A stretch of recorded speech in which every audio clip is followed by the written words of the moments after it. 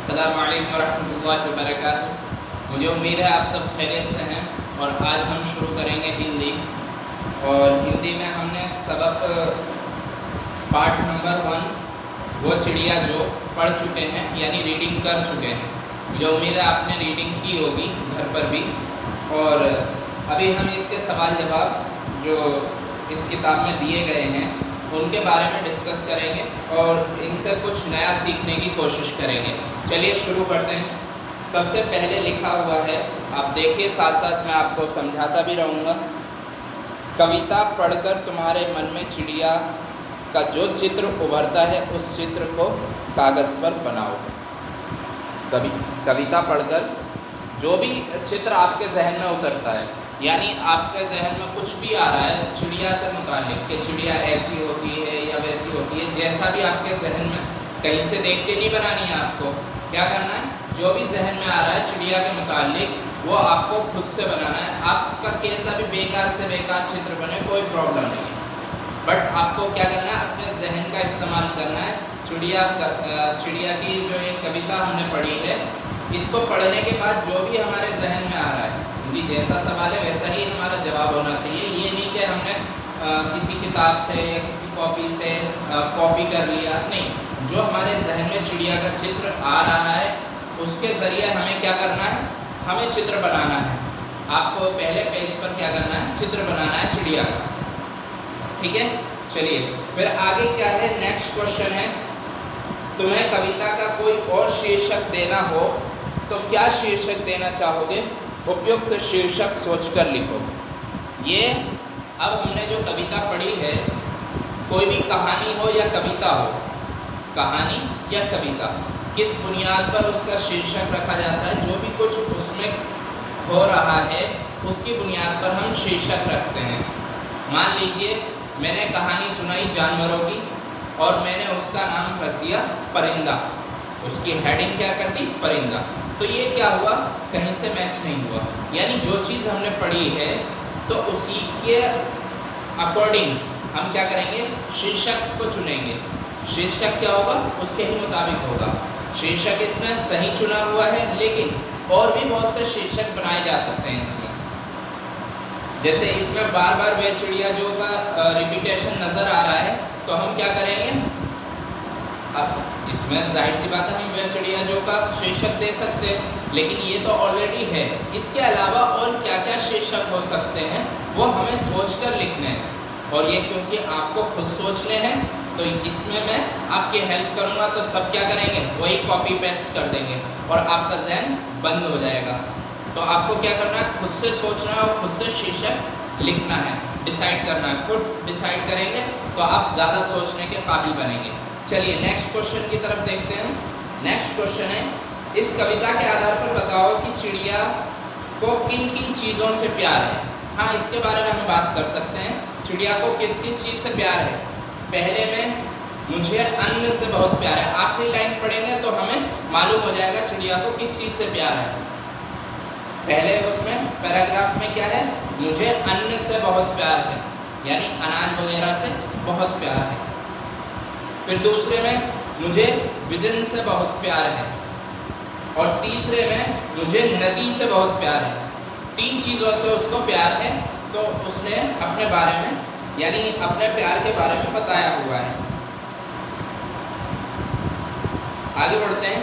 Next है, आशय स्पष्ट करो।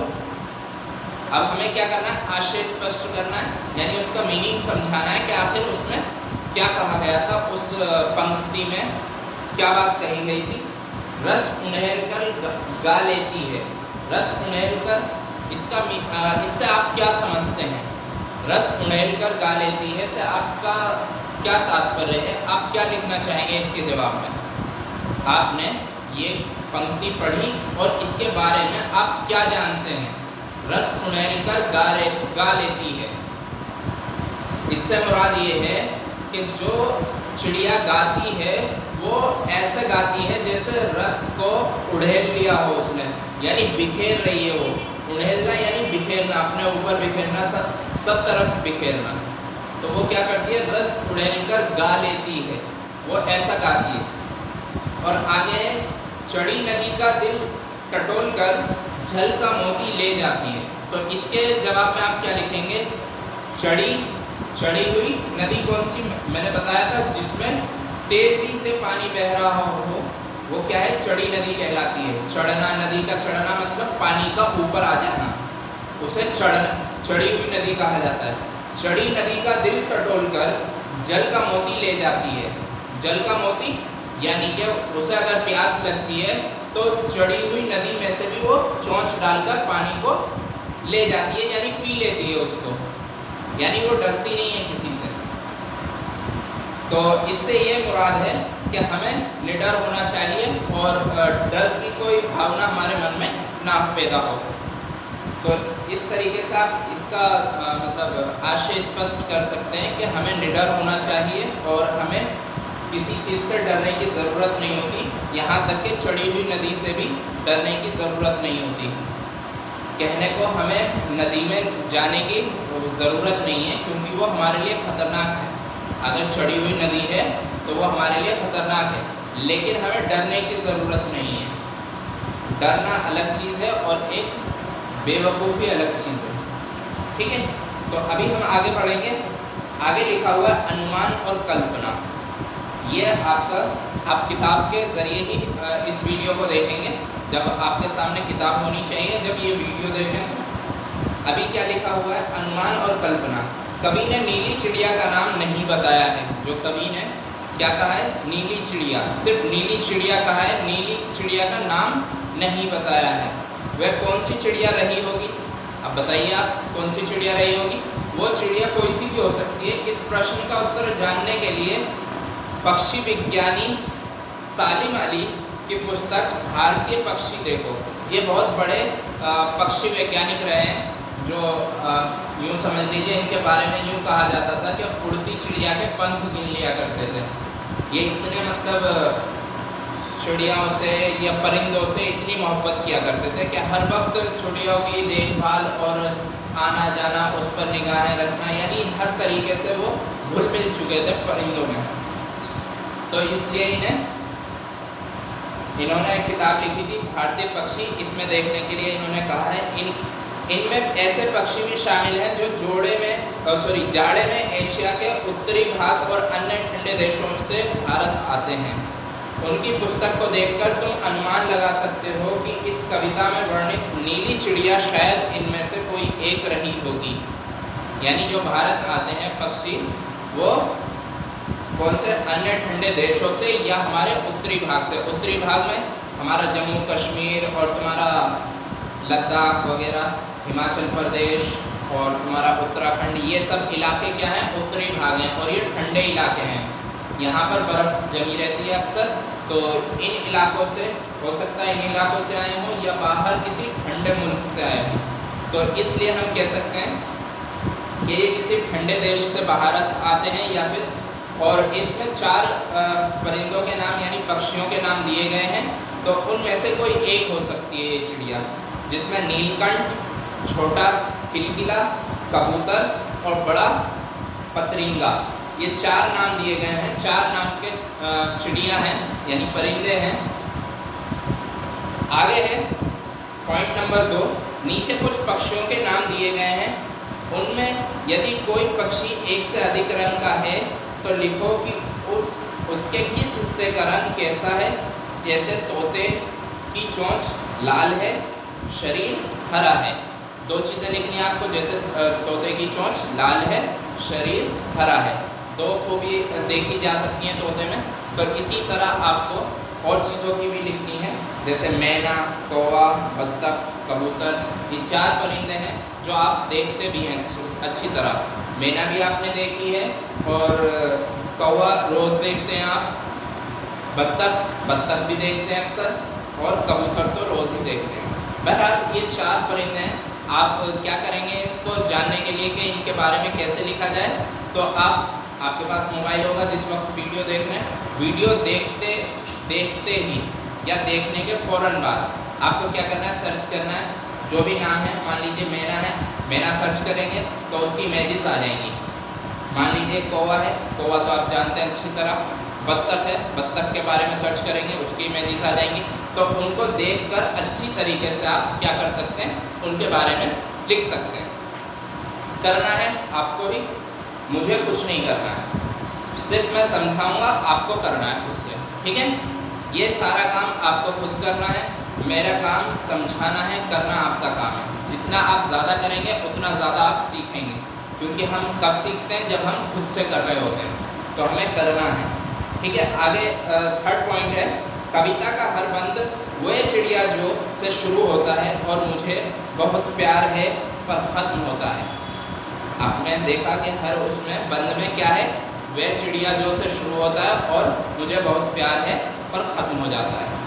अब आखिर तुम भी इन पंक्तियों का प्रयोग करते हुए अपनी कल्पना से कविता में कुछ नए बंद जोड़ो, यानी आप अपनी सलाहियतों को बिखेरने के लिए अपनी तरफ से कुछ भी जो भी ऐड करना चाहो उसमें आपको ऐड करना है, और शुरुआत में और आखिर में इन दो पंक्तियों का इस्तेमाल करते हुए आपको क्या करनी है, कविता की और लाइनें बढ़ानी है। जितना आप कर सकते हैं, अगर एक बंद बना सकते हैं एक बंद बनाइए, दो बना सकते हैं दो बंद बनाइए, जितने बना सकते हैं उतने बनाइए और अच्छे से अच्छा बनाने की कोशिश कीजिए, ठीक है।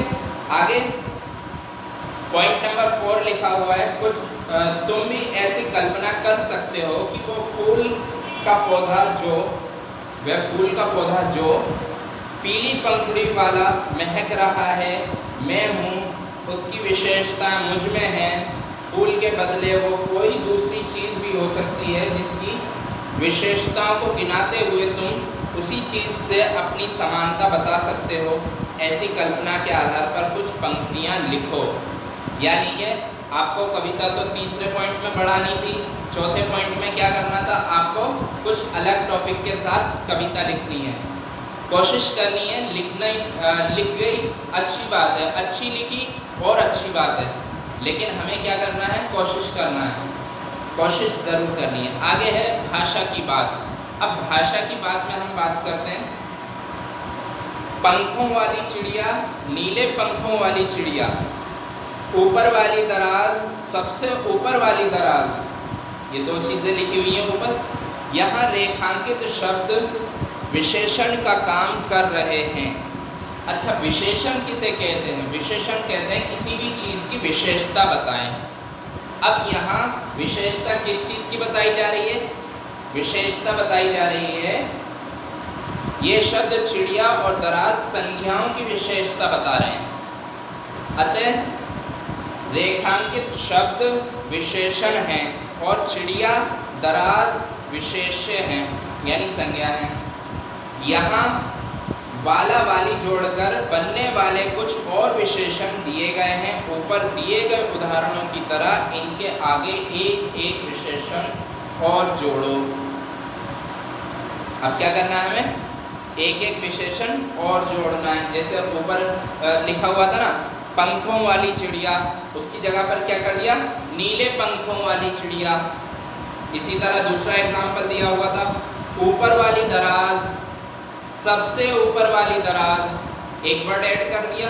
इसी तरह हमें भी करना है। मोरों वाला बाग, अब क्या कर सकते हैं हम यहाँ पर, बहुत सारे मोरों वाला बाग, या फिर आप कह सकते हैं कुछ ऐसा जो खूबसूरत मोरों वाला बाग, इस तरीके से आप कर सकते हैं। आगे है पेड़ों वाला घर, अच्छे पेड़ों वाला घर, आम के पेड़ों वाला घर। इस तरीके से आप बहुत सारे वर्ड्स इसके आगे लगा सकते हैं। तो ये भी आपको ही करने हैं, सारे कंप्लीट करने हैं आपको। मैंने एग्जाम्पल्स दिए हैं, समझाए हैं। अगर आप वीडियो देखेंगे पूरी तरह समझ के, तो आप, मुझे यकीन है आप ज़रूर कर लेंगे, क्योंकि आप अब छोटे बच्चे नहीं हैं, आप 6th क्लास के स्टूडेंट्स हैं। चलिए नेक्स्ट क्वेश्चन देखते हैं। क्वेश्चन नंबर 2, भाषा की बात में, वह चिड़िया जुंडी के दाने रुचि से खा लेती है, वह चिड़िया रस उड़ेल कर गा लेती है। ये दो पंक्तियाँ लिखी हुई हैं यहाँ पर, और इसमें कुछ वर्ड बोल्ड लिखे हुए हैं, डार्क लिखे हुए हैं, डार्क स्याही से लिखे हुए हैं। एक वर्ड है रुचि से और दूसरा है रस उड़ेल कर, ठीक है। अभी हम पढ़ते हैं नीचे। कविता की इन पंक्तियों में मोटे छापे वाले शब्दों को ध्यान से पढ़ो। पहले वाक्य में रुचि से खाने के ढंग की और दूसरे वाक्य में रस उड़ेलकर गाने के ढंग की विशेषता बता रहे हैं। अतः ये दोनों क्रिया विशेषण हैं। नीचे दिए गए वाक्यों में कार्य के ढंग या रीति रिवाज से संबंधित क्रिया विशेषण छांटो। अच्छा, क्रिया विशेषण क्या चीज है? ये क्रिया विशेषण क्या चीज है? इसको अगर हम दोबारा ध्यान से पढ़ें तो हमें इसका जवाब इसी में मिल जाएगा कि क्रिया विशेषण है क्या चीज। क्रिया विशेषण, चलो एक बार और रिपीट करते हैं, वीडियो देखें कितनी लंबी हो गई, ज़्यादा नहीं हुई है अभी, चलिए 15 मिनट है अभी। कविता की इन पंक्तियों में मोटे छापे वाले शब्दों को ध्यान से पढ़ो। मोटे छापे वाले वर्डों को ध्यान से पढ़ना है। क्या है? रुचि से और रस उड़ेलकर। पहले के ढंग की विशेषता बता, पहले के वाक्य में रुचि से खाने के ढंग की ओर क्या कर रहा है? खाने के ढंग की ओर, यानी खाने का ढंग वो बता रहा है। और दूसरे वाक्य में रस उड़ेलकर गाने के ढंग की विशेषता बता रहा है, यानी जो काम है उसकी विशेषता बताना क्या है? क्रिया विशेषण है। यानी क्रिया की विशेषता बताना, जो हमारा काम है, जो काम हो रहा है उसकी विशेषता बताना क्रिया विशेषण है। चलिए अब हम एग्जाम्पल से समझ लेते हैं जो नीचे दिए हुए हैं। सोनाली जल्दी जल्दी मुंह में लड्डू ठूसने लगी। अब ये ठूसना क्या है? विशेषण नहीं है, क्रिया विशेषण नहीं है। ठूसना क्या है? खाना। ये हमारी लोकल लैंग्वेज को यूज़ किया गया ठूसना। ये ठूसना क्या है? खाना। यानी अगर हम इसको ऐसे पढ़ें तो कोई हर्ज नहीं है। सोनाली जल्दी जल्दी मुंह में लड्डू खाने लगी, यानी जल्दी जल्दी लड्डू खाने लगी। तो अब ये जल्दी जल्दी क्या है? विशेषता है। वो खा तो रही है लेकिन उस खाने की खासियत क्या है? विशेषता क्या है? वो जल्दी जल्दी काम कर रही है। तो ये क्या है? जल्दी जल्दी क्रिया विशेषण। तो मुझे उम्मीद है आपको समझ में आई होगी बात। चलिए एक और एग्जांपल समझते हैं। गेंद लुढ़कती हुई झाड़ियों में चली गई। गेंद लुढ़कती हुई झाड़ियों में चली गई। चला जाना, चली गई। तो ये क्या है? क्रिया है। लेकिन किस तरह? लुढ़कती हुई, लुढ़कती हुई। तो ये क्या है? विशेषता। तो लुढ़कती हुई क्या है? क्रिया विशेषण हो गया। क्रिया विशेषण हो गया क्योंकि लुढ़कती हुई। अभी पीछे क्या था? पीछे था जल्दी जल्दी। यहाँ जो काम है उसकी विशेषता बताई जा रही है। अब यहाँ पर क्या है? गेंद लुढ़कती हुई झाड़ियों में चली गई। चले जाना कोई विशेषता नहीं है, वो तो क्रिया है। अब लुढ़कती हुई गई, अगर हम कहते हैं कि फेंकने पर गई तो फेंकना।